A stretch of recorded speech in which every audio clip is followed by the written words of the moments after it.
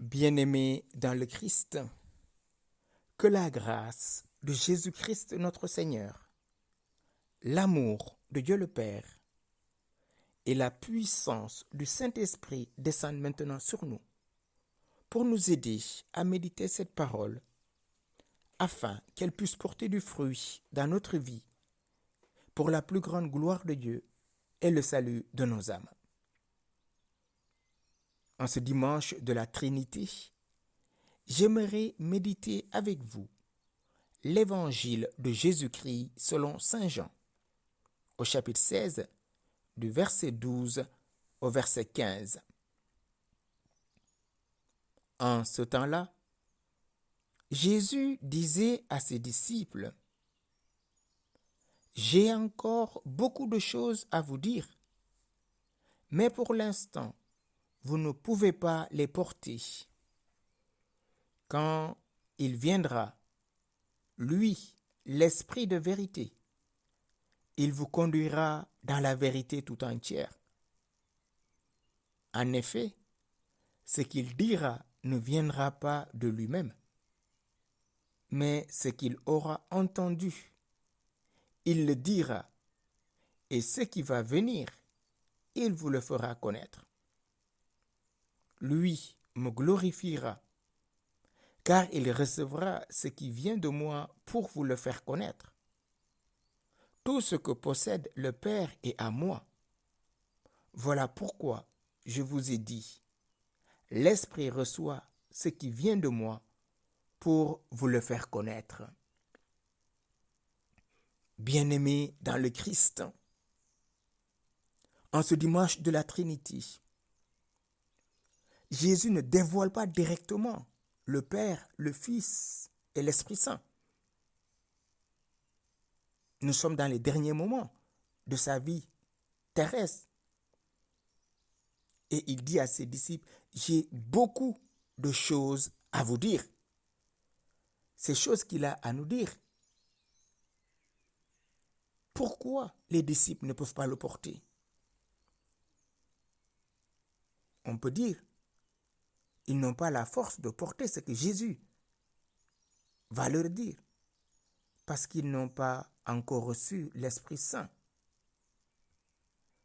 Cela veut dire que si nous désirons vraiment pénétrer un peu plus dans la connaissance des mystères de Dieu, il nous faut résolument invoquer l'Esprit Saint.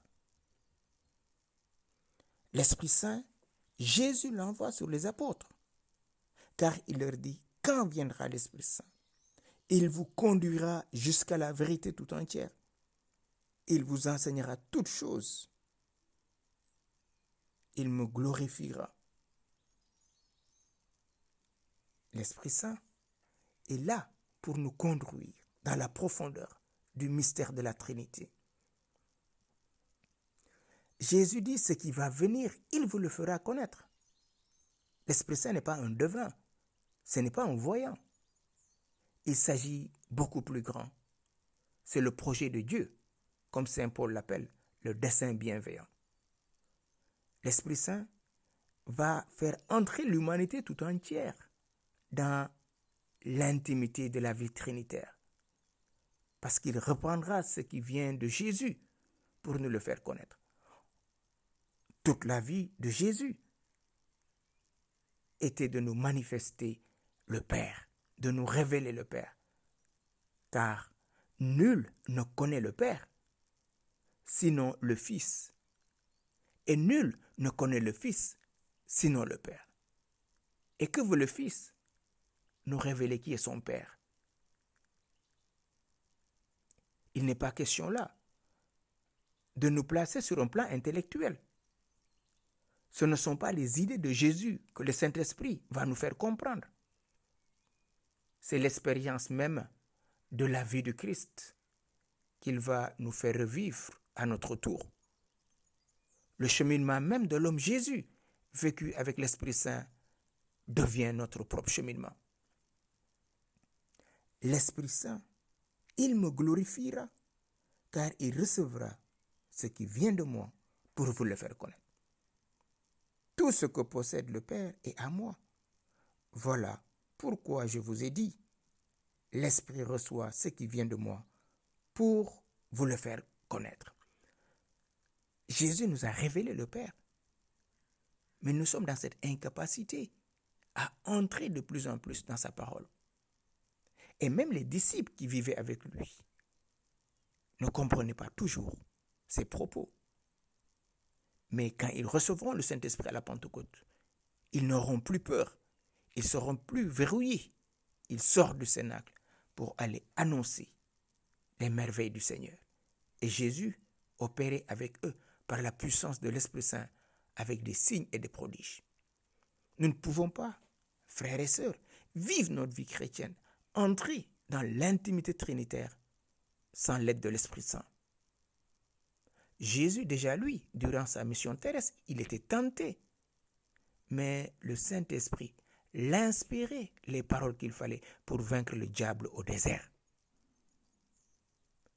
L'audace de ces miracles, jusqu'à Gethsémani, le Saint-Esprit n'a jamais quitté Jésus depuis sa conception, son baptême.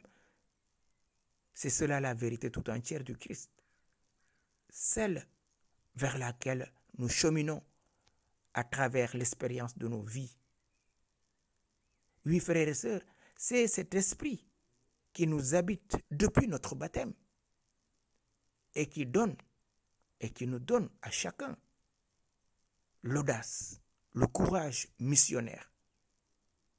Et c'est ça qui donne la force à des hommes et des femmes aujourd'hui de continuer à aimer, de continuer à être fidèles au Christ, malgré les attaques, malgré les calomnies, malgré la persécution et même le martyre. Vous voyez, ce n'est pas une connaissance, ce n'est pas un savoir intellectuel. C'est vivre même sous la motion de l'Esprit Saint.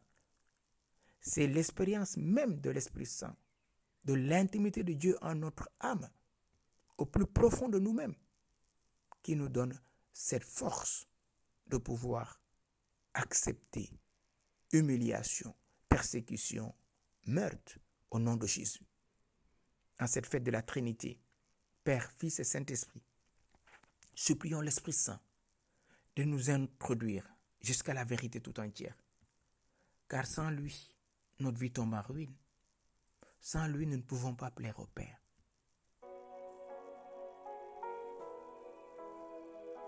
Esprit Saint,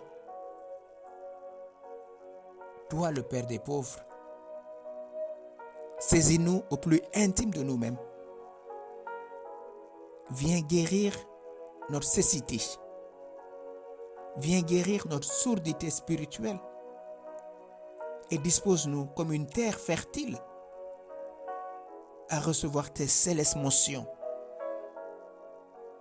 pour entrer de plus en plus dans l'intimité trinitaire. Ô Saint-Esprit, embrasse-nous du feu de ton amour et dispose-nous à recevoir la parole de Dieu, à recevoir tes célestes motions, afin que notre vie plaise à la Trinité, Père, Fils et Saint-Esprit.